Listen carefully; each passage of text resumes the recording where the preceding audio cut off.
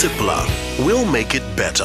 All too often, what you think might just be a stress or a tension or a sinus headache could in fact be a migraine. And if you're not sure, go and see a healthcare provider and make a proper diagnosis. If you still think, nah, answer these 3 questions. Do you ever get a throbbing one-sided headache? Do you ever feel nauseous and want to vomit when you have a headache? And do your headaches prevent you performing your regular activities? If you said yes to any of those questions, it could well be a migraine. I know Basetsana Kumalo would have ticked all 3 boxes.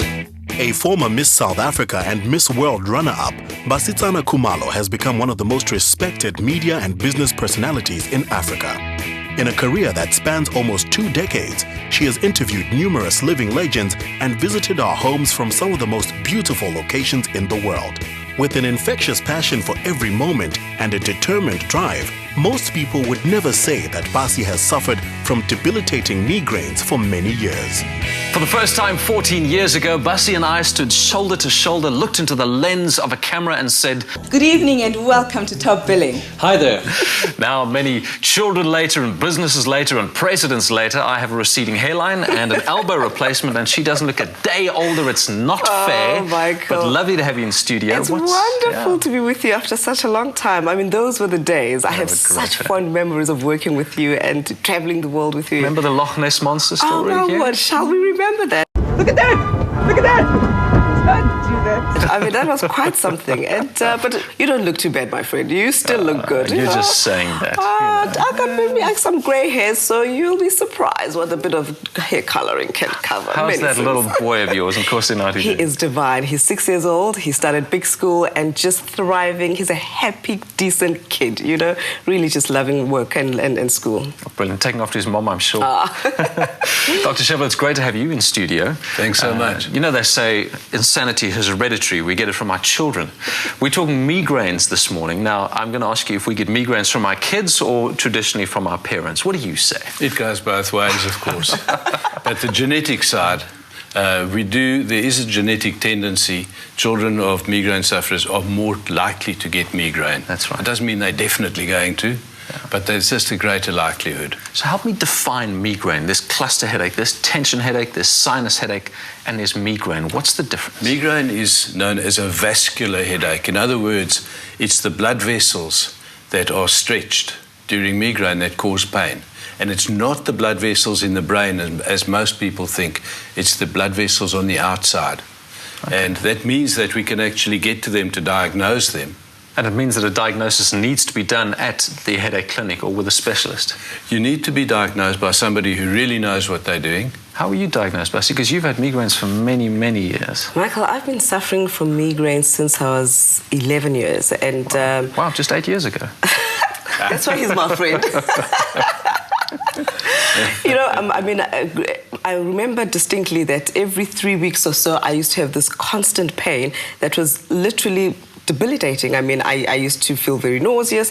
It was quite blinding as well. I couldn't study as a student, and so my parents, you know, took me from one specialist to the next, trying to figure out what was wrong. And that's when I got diagnosed that I'm actually suffering from migraines. And I've been to the headache clinic, and they actually gave me a plate. That's when I think I met the good doctor many moons ago. And I've tried acupuncture, I've tried going off dairy products and coffee, and so I've tried everything in the book that I was told to do, follow the doctor's orders. So is there no hope of curing migraine? I mean, is migraine something we deal with for the rest of our lives? That's a difficult one, because in some people, yes, we do cure it. We have developed surgical techniques, for instance, where we would be able to surgically close off the small vessels that are causing the problem with minimally invasive surgery. We operate sometimes through pinholes in the skin. So it's surgery, but it's bloodless surgery. It's minimally invasive. Wow.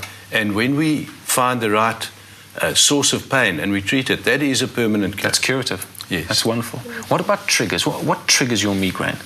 I think now that one is older, it's certainly stress. But I think also, since I've had my son, doctor, it really has subsided considerably.